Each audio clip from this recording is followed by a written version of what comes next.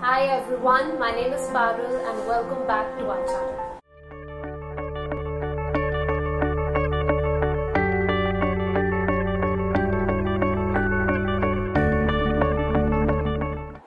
Now while you are on the journey of setting up your own NGO, it is important to remember that the process demands more than your dedication and hard work. It demands considerable amount of funds and well-planned strategies to raise them.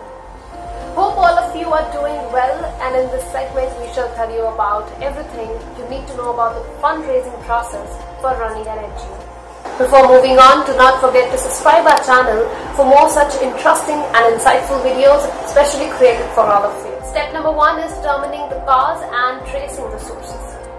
There are all kinds of NGOs working not just in India but throughout the world. NGOs working for the cause of women empowerment, child rights, education, poverty alleviation. So the manner and source of funding will depend entirely on the cause or the field that you are working in.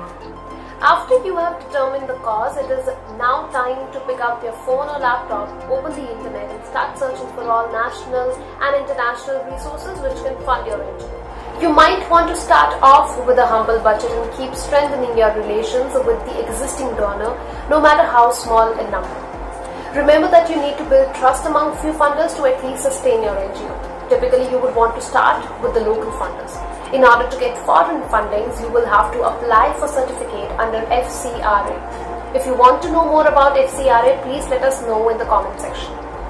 One quick tip would be to try and attract the companies, individuals or businesses who provide services and products which are related to the cause of NGO. For example, if you are looking for funds for an NGO working for the cause of education of underprivileged children, you might want to focus on companies which make stationery items or even the owners of big and established stationery shops in the local areas near your NGO.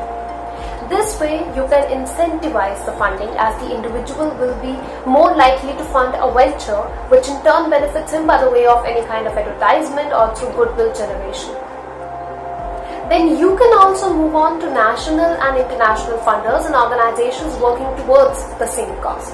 There are certain organizations like the UN Women, UNDP which also provide funds to NGOs.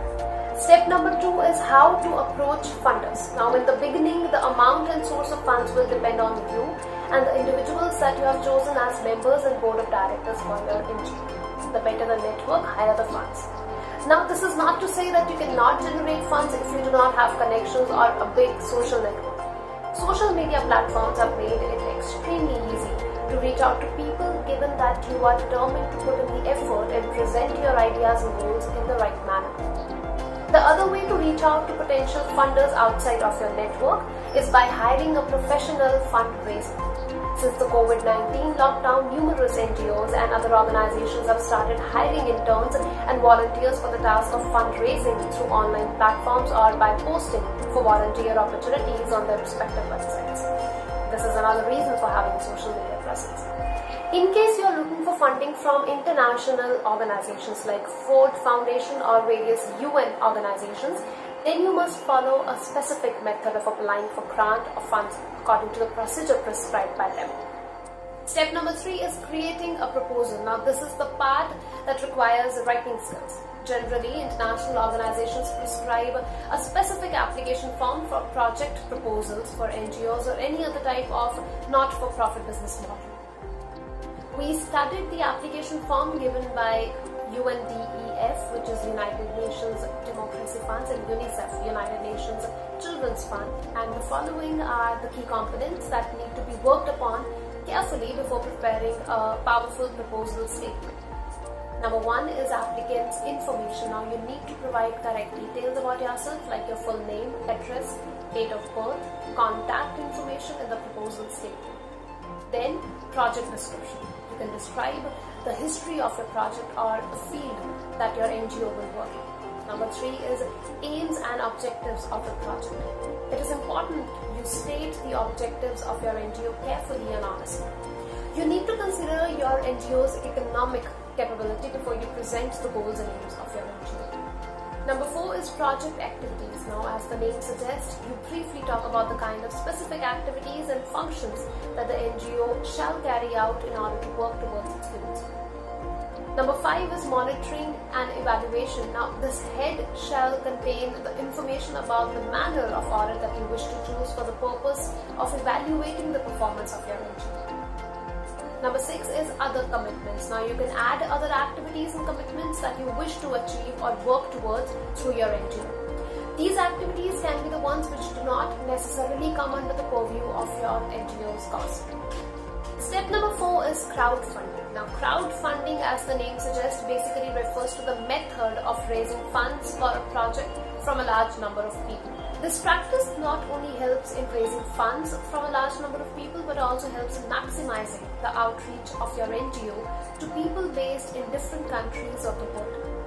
Once these people get to know about your NGO, they shall not only be interested in funding, but also in associating or assisting with the activities of the NGO. There are a few websites which are designed specifically for the purpose of crowdfunding for not-for-profit organizations. For example, Start Some Good, Indiegogo, and RocketHub.com, etc. Keep in mind that it is extremely important to maintain a transparency of the flow of funds from the money that is raised to the money that is incurred on the activities of the NGO for winning the trust of the public and engaging the local communities with the NGO's work. Additionally, it is suggested that your NGO's website should provide the details of your funders. In case of lack of transparency or any kind of misappropriation of funds, the NGO will get blacklisted by the existing funders, and it can also harm the general reputation of the NGO and deter potential funders. The general public as well as people associated with the NGO will remain interested in working with it only when they are fully aware of the use of funds and the activities which the funds facilitate. We hope you enjoyed the video and found it useful. Do not forget to like, subscribe and share the For Women in India channel for more such creative and helpful content for you all. Thank you for watching the video.